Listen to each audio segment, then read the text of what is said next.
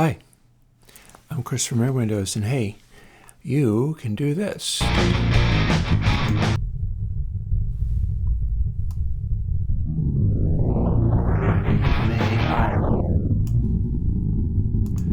But there's a trick. You already could do that because that was BezEQ, but we have a new BezEQ, and it can do this.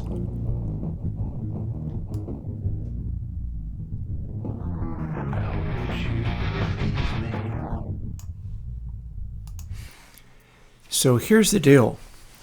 I was working on this stuff, and I found that BezEQ had some funny code in there that caused it to produce sort of more artifacts, more unusual sounds than I really wanted out of it. Again, it was like this.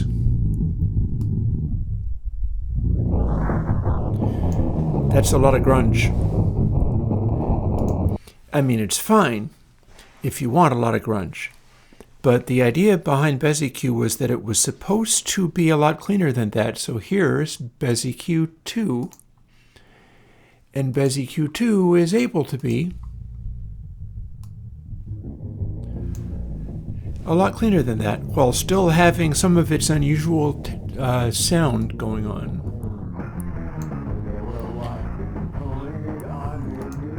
So what do we got? Well, let's jump to a different kind of sound for a moment and set it to default.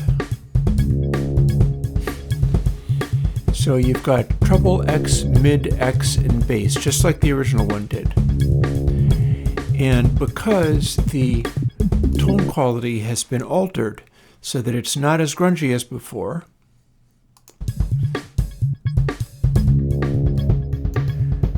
you can use the treble control to darken things or brighten them.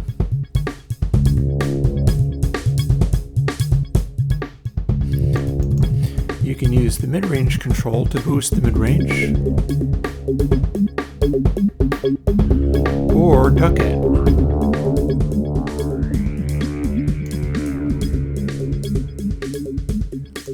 And you can use the bass control to boost that.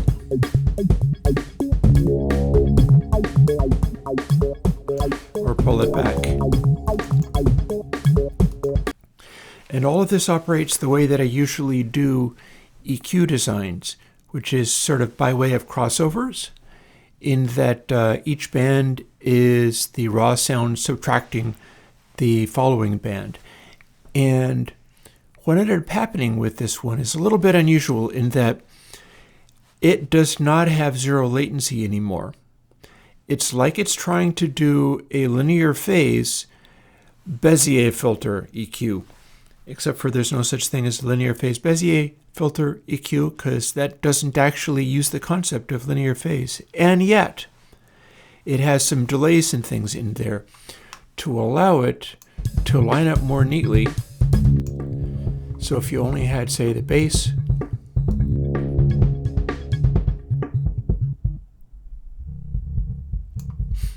the bass lets you do that, and it's a fairly sharp cutoff.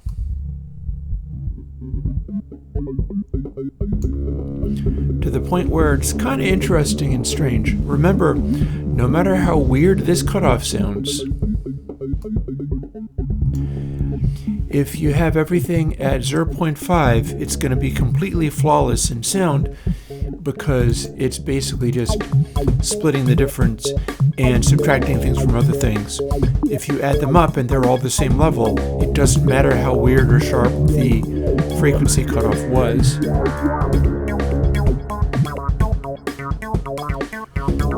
So this gives you the capacity of using the Bezier filter to have a fairly big difference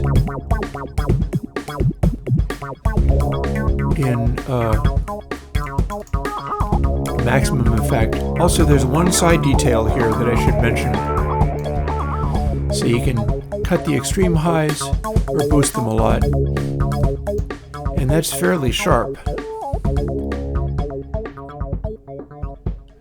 And again, we can sweep the frequency up and down. That's what X is for there.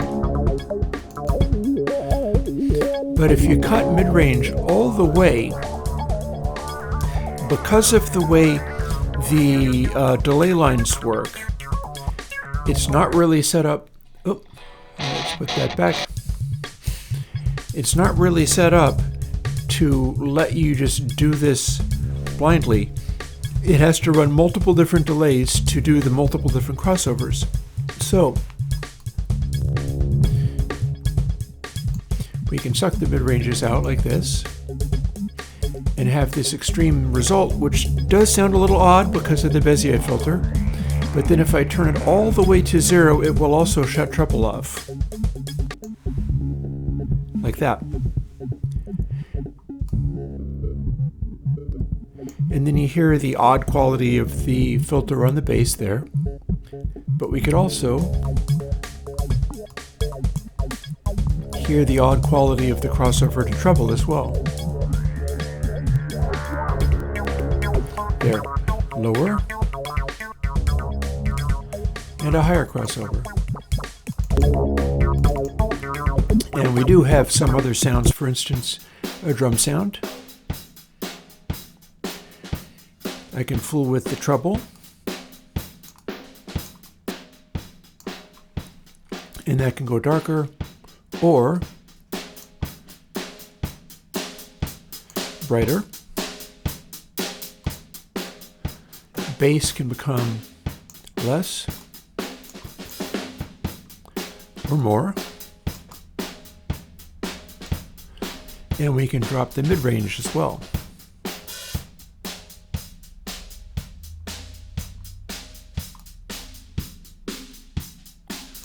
And you can hear how sharp that cutoff is, but it's not a normal cutoff, it's a BezEQ filter, so it works kind of differently. Again, if we do the same thing with the first BezEQ, let's put that there, is here, boost and roll it off.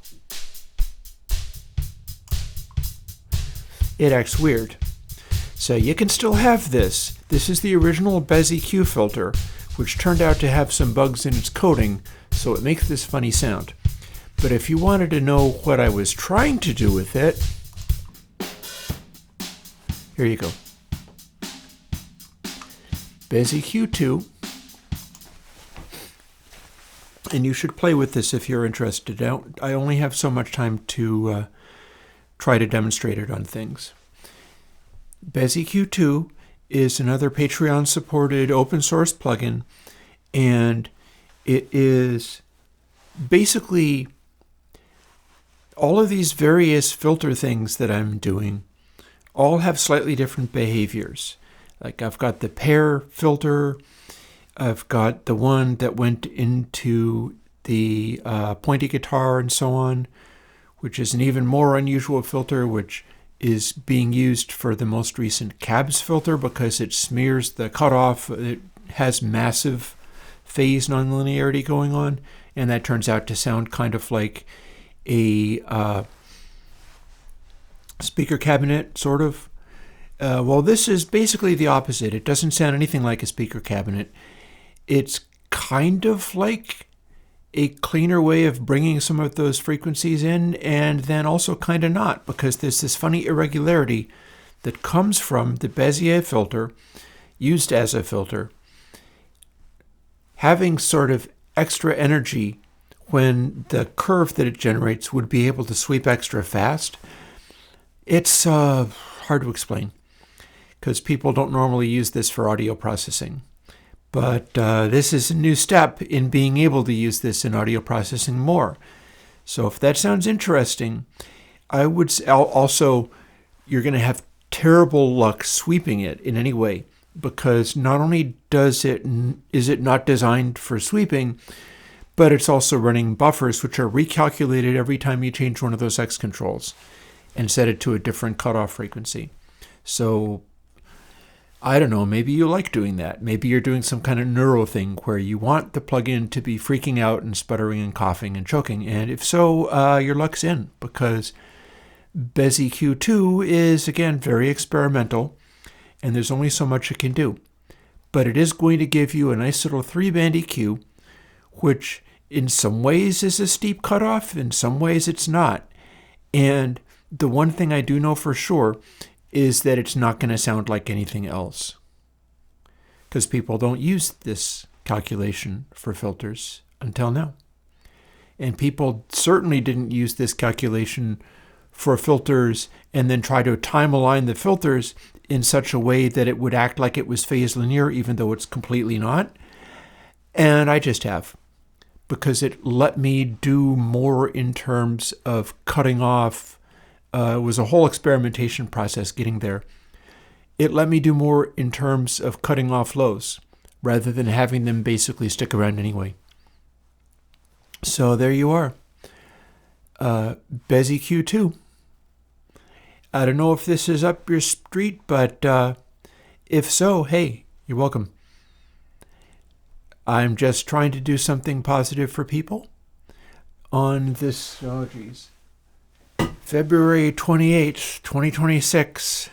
People might read their history books and look at this time in history as interesting times. Hopefully I can give you something that you can enjoy, wherever you are, if you can get to the internet to download this. And it's basically all I can do. So I hope this reaches somebody who would enjoy playing with a new EQ and figuring out what it sounds like to them and whether it's any use.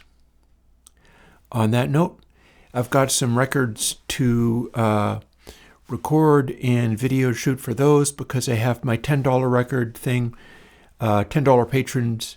Every week I record a track and play it back off of my record collection with Airwindows meter showing how it worked out. And this time it was the Yes album, and yours is No Disgrace. No comment. And the one that everybody gets to see but nobody gets to hear is I'm running Airwindows meter on the Beatles' Lovely Rita off of Sgt. Pepper's Lonely Hearts Club Band. You will get to hear little brief snatches of it, but it should blow your mind what that one looks like in Airwindows meter. And with that, I'll talk to you later. Bye-bye.